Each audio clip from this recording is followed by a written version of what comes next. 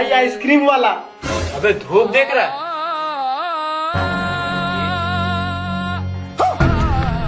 भाई आइसक्रीम लाने जाएगा? नहीं नहीं नहीं, मैं नहीं जाऊंगा। भाई तू जाएगा? ना ना ना, मैं नहीं जाऊंगा। 100 रुपए दूंगा। अरे मैं ही तो जाऊंगा। अबे पागल हो गए क्या? बाहर धूप देख रहा, मर जाएगा। अरे